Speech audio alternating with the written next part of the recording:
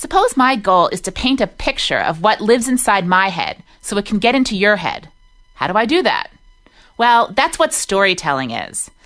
And the power of 21st century technology is that even non-artists can now combine words with images. It's like having a paintbrush on hyperdrive. Storytelling seems to be a buzzword as of late in the marketing world, but it's not a new tactic or idea. Stories have been the essential driver of change and motivation throughout human history. And now we have countless platforms on which to tell our stories. We are all in the storytelling business. But we need to craft these stories well to rise above the noise. Story is very important. If you look at the actual structure of a story, it's been used for thousands of years for cultures to pass on their morals and their lore and their values. Even pre-literate generations could pass those on and it'd stay fully intact. So the powerful thing about story is it demonstrates transformation, and humans are hardwired to enjoy observing transformation. We've got the 4 seasons, we've got stories that are told that show transformation. We're hardwired to enjoy it. What happens is when someone tells a story, specifically a story of transformation, we're connected heart to heart. And those stories, because of its inherent structure, are easily repeated and passed along. It's not very often you can think of, oh, that last presentation I can practically repeat and stays intact. It just doesn't happen. But it does happen with story. So we need to use this as a tool to make sure that our stories are passed on and people have a way to spread our ideas through story. No matter what you do, always and forever, our job is to tell our story.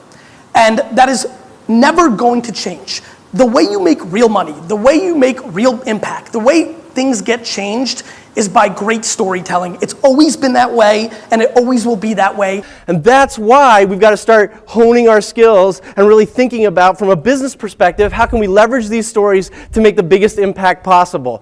Great storytelling isn't easy to start with, right? It's not. But trying to tell stories that actually drive revenue is even harder. And we work at businesses, all of us, in some shape or form. Even if it's a nonprofit, you're trying to get people inspired enough to buy something, to give you something, to make a decision, to move further down the path towards buying something. And that's what drives revenue. What is the single most important part of a persuasive story?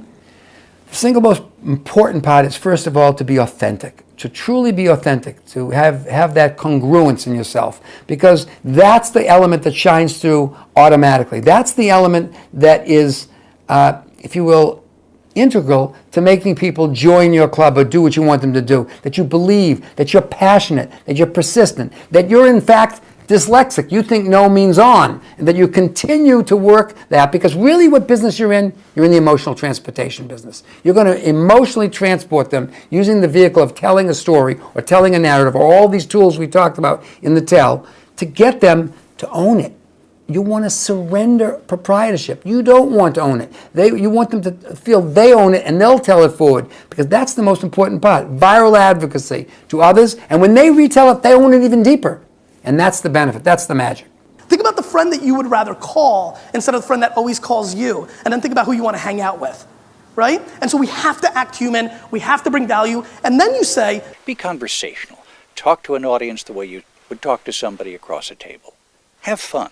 Because if you have fun discovering a story, if you make surprising discoveries in the course of telling a story, that's going to communicate no matter how you're telling the story.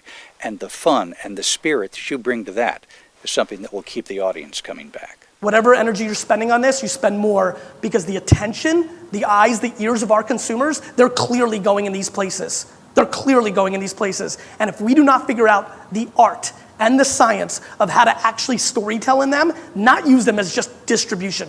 Realize how stupid it is to use the same picture on Instagram, Facebook, Twitter, and Tumblr. Realize that. Understand there's a real science in this, a real storytelling battle going on right now in these platforms, and understanding that you as an individual act differently when you go into a boardroom in a business meeting than you would when you go with your girls to Las Vegas for the weekend, than when you would when you go out with your boyfriend. You're still the same person, but the context of the room changes the way you storytell.